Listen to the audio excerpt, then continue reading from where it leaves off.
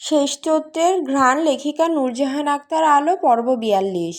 তার বুক জমিনে এভাবে চুমু এঁকে আগে আমার নামটা খোদাই করতাম, তাহলে কেউ নজর দিতেও পারতো না, কেড়ে নেওয়ার কথাও ভাবতো না। শুদ্ধ জবাব দিল না, শুধু শীতল দৃষ্টিতে তাকিয়ে রইল। বুকের কাজটায় অদ্ভুত শিহরণ হচ্ছে। বারে বারে এভাবে মনের কথা জানালে আর কত সংযম করা যায়, আর কত ধৈর্যের পরীক্ষা দেওয়া যায়। সেও তো মানুষ, তারও তো ধৈর্যের সীমা পরিসীমা আছে, চাওয়া পাওয়া আছে, ইচ্ছা আকাঙ্ক্ষা আছে। আজকাল ইচ্ছা করে শীতলকে জানিয়ে দিতে যে তার বুকের গহীনে ছোট্ট একটা রাজকুঠুরি আছে।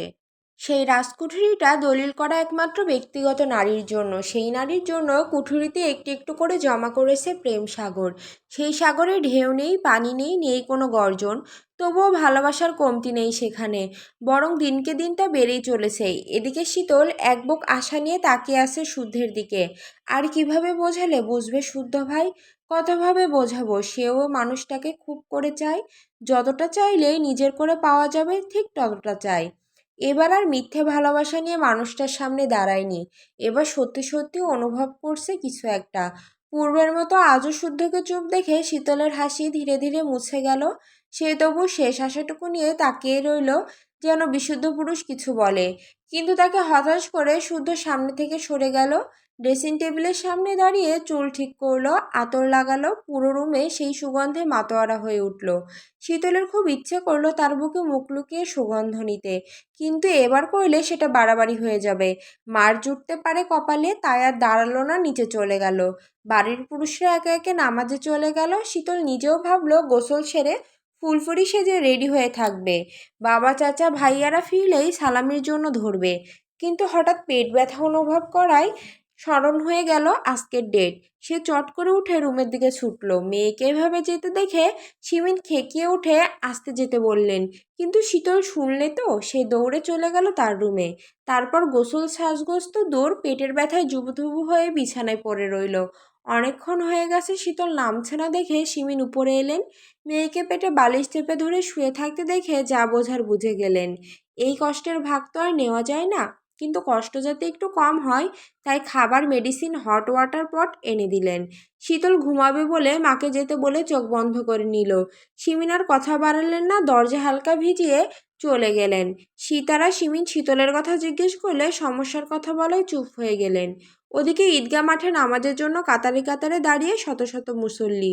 যথাসময়ে নামাজ শেষ করে চলল কোলাহলি। তারপর সেখান থেকে ফিরে চৌধুরী ফিরে এলেন বাড়িতে, খাওয়া দাওয়া করলেন। শামসিজন একে একে সবার থেকে সালামি নিল। শারাফাত চৌধুরী ছোট ভাই, ছেলে মেয়ে কিংবা বাড়ির বউদেরকে সালামি দিতেও বাদ রাখেন না। সীতারাও দেয় দুই চাকে। সালামি দেওয়া নেওয়ার পর্ব শেষ করে যে যার মতো ঘুরতে বের হলো। রুবাব বের হলো ঐশ্বর্যের সাথে দেখা করতে। সায়ন ঘুমানোর নাম করে স্বর্ণকে ইশারা করে গেল নিজের রুমে। শুদ্ধ আশেপাশে চোখ বুলিয়ে কাঙ্ক্ষিত কাউকে না পেয়ে নিজের রুমে গিয়ে টুকটাক ফোন কল ছাড়লো। কথা বলতে বলতে খেয়াল করলো এখনো একটা পড়ে আছে, খামের উপরে নাম লেখা সুবহানা চৌধুরী। তার মানে সে সালামি নিতে রুমে আসেনি, এমনটা তো হওয়ার কথা না। নিচেও তো নেই, তাহলে গেল কোথায়? কিয়ারার সাথে রাস্তা ঘুরতে বের হয়েছে নাকি? যদি তাই হয় তো মার একটাও মাটিতে পড়বে না, কান টেনে লম্বা করে দেবে। একথা ভেবে শীতলের রুম পার হতে গিয়ে দেখলো দরজা ভিজিয়ে রাখা। রুমে আছে নাকি? ঈদের দিন রুমে বসে থাকার মেয়ে তো সে নয়। তবু একবার নক করতেই শীতল খ্যাক করে বলে উঠল, ওই কে রে বাল? উঠতে পারবো না, যার দরকার ভেতরে চলে আসুন। ঝাঁঝালো কণ্ঠ শুনে শুধু বিড়বিড় করে বলল, বেয়াদবটাকে ম্যানার্স শিখাতে পারলাম না। ওই কে রে বাল আবার কি কথা? চড়িয়ে দাঁত ফেলে দিলে যদি শিক্ষা হয়। বিড়বিড় করতে করতে সে রুমে ঢুকে দেখে শীতল পেটে বালিশ চেপে চুপ করে শুয়ে আছে। মুখটা শুকিয়ে এইটুকু হয়ে আছে। সকালে যেই ড্রেসে দেখে গেছে এখনো পরনে ওই ড্রেস। তার মানে শাওয়ারও নেয়নি। কিন্তু কেন?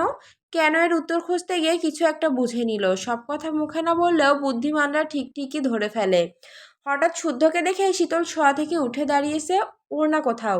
তড়িঘড়ি ওড়না খুঁজতে গিয়ে খেয়াল করলো ওড়না দিয়ে তার পায়ের পেটি বাঁধা। কোমর থেকে পা অবধি কেমন কামড়াচ্ছিল, তাই পা বেঁধে রেখেছিল। ওড়নার যা গিট্টু মারা মেরেছে, খুলতেও 2 মিনিট লাগবে, তাই পাশে রাখা তোয়ালে গলায় ঝুলিয়ে নিল। শুদ্ধের দৃষ্টি ততক্ষণ ছিল শীতলের স্টাডি টেবিলের চেয়ারে, চেয়ারে ঝুলানো নতুন টি শার্ট। একদিন পর তারপর আর খুঁজে পাওয়া যায়নি। এই লোভী বিড়াল হাতি এসে আন্দাজ করে খোঁজও করেনি। শুদ্ধর পরনে এখনো সকালে সাদা পাজামা পাঞ্জাবি। শীতল মুগ্ধ হলো, মিনমিন করে বলল, কিছু বলবেন শুদ্ধ ভাই? ডাকাতি করে 9,000 টাকার ড্রেস কিনে নিলি, বলিসনি তো সেটা তুলে রাখার জন্য? পরে পরবো। পরে কেন? এমনি। যা শাওয়ার নিয়ে আয়, ঘুরতে বের হব। শরীর ভালো লাগছে না, মাথা ঘুরছে, আপুদের নিয়ে যান। অথচ অন্য সময় হলে ঘুরতে যাওয়ার কথা শোনা মাত্রই সেই লাফিয়ে উঠত। আজ যেন তার সব খুশি ফুরিয়ে গেছে। শুধু সালামের খামটা এগিয়ে দিলে শীতল অভিমানে থমথমে মুখে তাকিয়ে রইল। সকালে তো বললই সালামি হিসেবে টাকা নিবে না এবার। যা চেয়েছে দিতে পারলে যেন সেটাই দেয়, নতুবা টাকা ফাঁকা লাগবে না তার। বাবা এসেছে, একটু ঢং করে মুখ ফোলালেই টাকা পেয়ে যাবে। কিন্তু টাকা তো চাই না তার, চাই জলজ্যান্ত বিশুদ্ধ পুরুষটাকে, একদম আপন করে, নিজের করে। শীতল খাম ধরছে না দেখে শুদ্ধ বলল, ধরছিস না কেন? লাগবে না।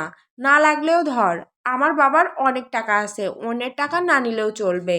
শুদ্ধ ভ্রু কুচকালো, নিচের ঠোঁট কামড়ে কোনো মতে হাসি আটকে বলল, তোর বাপের যা আছে সেটা নিবি না তাই তো? তা তোর বাপের কিসের অভাব, কি লাগবে, কিসে খুশি তোর বাপ? মেয়ের খুশির ধার ধারে না আসতে মেয়ের বাপের খুশি ঠেকাতে। এ কথা বলে শীতল মুখ বাঁকালো, দাঁড়িয়ে থাকতে কষ্ট হচ্ছে তাই বসলো।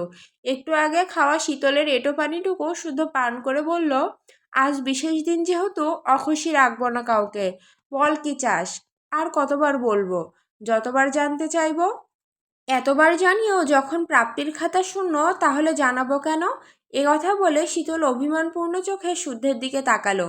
তবে তার চোখ যেন বলে দিচ্ছে মনের কথা, কণ্ঠস্বর যেন চিৎকার করে বলতে যাচ্ছে, আমার হয়ে যান বিশুদ্ধ পুরুষ, ঈদ সালামি হিসেবে। আপনার আমিটা শুধু আমার জন্য চিরস্থায়ী হোক। শীতলকে চুপ থাকতে দেখে শুদ্ধ পুনরায় খাম এগিয়ে দিল। শীতল পুনরায় গো ধরে বলল, বললামই তো সালামি লাগবে না, অন্যদের দিয়ে দিব। হুম। ভেবে বলছিস? হুম। সালামি হিসেবে স্বয়ং শুদ্ধ ছিল, তাকেও কি তবে? হুম। কথা বলে শীতল তড়িৎ তাকালো শুদ্ধের দিকে, চোখ মুখে বিস্ময় তাকে আরেক দফা অবাক করে দিয়ে শুদ্ধ হাত ধরে টেনে বুকে জড়িয়ে নিল শীতলকে। আকস্মিক কাণ্ডে শীতল বাকহারা, নড়চড়ও ভুলে গেছে যেন। বুকের ভিতর অদ্ভুত শিহরণ, হাত পা যেন কাঁপছে। তার মাথা ঠেকেছে শুদ্ধের বুকে। তবে কি শুদ্ধ ভাই মেনে নিচ্ছে তাকে? সত্যি সত্যি সত্যি তার ব্যক্তিগত পুরুষ হবে শুদ্ধ ভাই? তার এখনো স্বপ্ন স্বপ্ন লাগছে কেন? নাকি সত্যিই স্বপ্ন দেখছে? একটু পরে ঘুম ভেঙে যাবে। যদি স্বপ্ন হয় তো এই ঘুম না ভাঙুক, আর যদি সত্যি হয় তো আজ পৃথিবীর সবচেয়ে সুখী মানুষ সে। তার অবস্থা দেখে শুদ্ধ ফিসেল হাসলো, বাঁধন একটু শক্ত করে ধরলো, তারপর একটু ঝুঁকে কানে কানে বলল, ঈদের দিন সম্পর্কে ধীরতা বাড়াতে কোলাকুলি করা উত্তম। কথা শুনে শীতল শুধু লাজুক হাসলো। তার গালজোড়া কেন জানি লাল হয়ে উঠেছে, সে এখনো বিশ্বাস করতে পারছে না। হঠাৎ কি ভেবে তার কম্পিত হাত জোড়া রাখলো শুদ্ধর পিঠের ওপর। না, স্বপ্ন নয়, এই যে প্রিয় পুরুষটাকে ধরতে পারছে, ছুঁতে পারছে, অনুভব করতে পারছে। তখন শুদ্ধ হঠাৎ বলল, এবার সবার সামনে আমাকে গ্রহণ করতে যদি পিছিয়েও যাস, তাহলে আমায় চিরতরে হারাবি। ওয়াদা করে বলছি, সত্যি হারাবি, কেঁদে মরে গেলেও আমাকে পাবি না। যেন না পাস, সেজন্য তোকে আমার বিয়েতে প্রধান সাক্ষী করে অন্য মেয়েকে নিয়ে বাসরে ঢুকবো আমি। কথা শুনে শীতল শক্ত করে খামচে ধরলো শুদ্ধকে। কয়েকবার মাথা নাড়িয়ে বোঝালো এসব শুনতে চাই না। এসব কথা শুনলে তার নিঃশ্বাস আটকে আসে। তার অবস্থা দেখে শুদ্ধের বুকের ভারটা যেন কমে এলো। বুঝলো হারানোর ভয়টা ভালোভাবেই শীতলের মনে ঢুকাতে পেরেছে। তাই মনে মনে খুশি হয়ে সামনে তাকাতেই দেখে সিমিন দাঁড়িয়ে আছে। ওনাকে দেখে শুদ্ধ সোজা হয়ে দাঁড়াতেই শীতল বাধা দিল। মাকে না দেখে শুদ্ধকে খাবলে ধরে পুনরায় মাথা রাখলো প্রিয় পুরুষটার বুকে। এবার শুদ্ধ তাকে সরালো না, বরং সিমিনের আগুন চোখে চোখ রেখে তাকিয়ে রইল এক দৃষ্টিতে। তখন সিমিন হাতের প্লেটটা সজোরে আছড়ে ফেলতেই শীতল চমকে উঠল। বিস্ফোরিত দৃষ্টিতে মাকে দেখে হতভম্ব হয়ে তাকিয়ে রইল। মেয়ের বেহায়াগিরি নিজের চোখে দেখে রাগটাকে সামলাতে পারলেন না তিনি। মারতে তেড়ে আসতেই শুদ্ধ শীতলকে আড়াল করে মাঝখানে দাঁড়িয়ে গেল। তারপর ঠান্ডা সুরে বলল, এখানে এই বিষয়ে কোনো কথা হবে না ছোট আম্মু, যাবতীয় কথা হবে ড্রয়িং রুমে সবার সামনে। কথা বলে সে শীতলের হাত ধরে টেনে নিচে নিয়ে গেল। শুরুর দিকে জোরে হাঁটলেও কিছু একটা মনে করে ধীরে সুস্থে সিঁড়ি দিয়ে নামলো। এদিকে সিমিনের সাথে তখন সাম্য সৃজনও গিয়েছিল, কারণ সকাল থেকে শীতলকে তারা দেখেনি। এদিকে সালামি টাকা গোনার সময় হয়ে গেছে, কিন্তু তারা শুদ্ধ শীতলকে জড়াজড়ি অবস্থায় দেখে সিমিনের প্লেট ছোড়া দেখে বিপদের সংকেত বুঝে গেছে। তাই দৌড়ে চলে গেছে সায়নের কাছে, ঘুমন্ত সায়নকে ঝাঁকিয়ে ঝাঁকিয়ে ডাকছে, সায়ন ভাইয়া, এই সায়ন ভাইয়া ওঠো, তাড়াতাড়ি দেখো সর্বনাশ হয়ে গেছে। পাঙ্গার দল জ্বালাস না তো, ঘুমাতে দে। ওইদিকে গিয়ে আগে দেখো কি হয়েছে। শুদ্ধ ভাই আর শীতল আপু চুপি চুপি প্রেম করছিল, তখন ছোট আম্মু দেখে ফেলেছে। এখন ওদের দুমদুম করে মারবে বোধ হয়। শুদ্ধ আর শীতলের প্রেম হলো কবে যে তারা প্রেম করছিল? জড়াজড়ি করলেই তো প্রেম হয়ে যায়, তুমি কিছুই জানো না দেখছি। এবার সায়নের ঘুম ছুটে গেল, চোখ বড় বড় করে তাকিয়ে কিছু বলার আগে শুনতে পেল নিচে গোলমাল হচ্ছে। তাহলে ঘটনা সত্যি নাকি? সে তড়িৎ লাফ মেরে উঠে নিচে যাওয়ার জন্য ছুটল। সিঁড়ি বেয়ে নামতে নামতে দেখলো বড়রা সবাই জড়ো হয়ে গেছে। শুদ্ধের কোমরের কাছটার পাঞ্জাবি খামচে ধরে তার পিছনে শীতল দাঁড়িয়ে আছে, ফিসফিস করে কাঁদছে। সে গিয়ে দাঁড়াতেই শিমিন শাহাদাত চৌধুরীর উদ্দেশ্যে বললেন, এবার হলো তো, মিলল আমার কথা? শিমিন থামো, ব্যাপারটা আগে বুঝতে দাও। শুদ্ধ কি হয়েছে? শুদ্ধ তখনও সিনা উঁচু করে দাঁড়িয়ে আছে, না আছে তার চোখে ভয় আর না কণ্ঠে বিব্রত বোধ। শাহাদাত চৌধুরীর কথায় সে এবার অকপটে জবাব দিল, আমি শীতলকে বিয়ে করতে চাই। কবে কখন জানি না, তবে সে বউ হলে আমার বউ হবে। অকপটে বলা কথা শুনে থমকে গেল ড্রয়িং রুম। হতবাক হয়ে তাকিয়ে রইলেন সকলে। তখন সিমিন খেকিয়ে উঠে বললেন, এ হয় না, এটা রক্তের অপমান। কেন হয় না? কারণ তোমরা ভাই বোন। শুধু এবার ওনার কথা কেড়ে ভুলটা সংশোধন করে দিল। হুম, একটু ভুল হলো, আমরা চাচাতো ভাই বোন। যেখানে আমাদের ধর্মে জায়েজ আছে, সেখানে আর কোনো বাড়তি কথার কারণ দেখছি না। এবার সিরাত মুখ খুললেন, মানলাম ধর্মে জায়েজ, তবুও মানুষ কি বলবে? বাইরের মানুষের ধার কবে ধারালাম আমি? ঠিকঠাক মনেও তো পড়ছে না। আর তোমরা কেউ বলে দাওনি কেন চাচাতো ভাই বোনের মধ্যে কিছু হওয়া যাবে না? এখানে মূলত ভুলটা আমাদের নয়, তোমাদের। এ কথা শুনে এবার সিমিন রাগে ফুঁসতে ফুঁসতে বললেন, এত যুক্তিতর্ক শুনতে চাই না, আমি মানি না তোমাদের সম্পর্ক।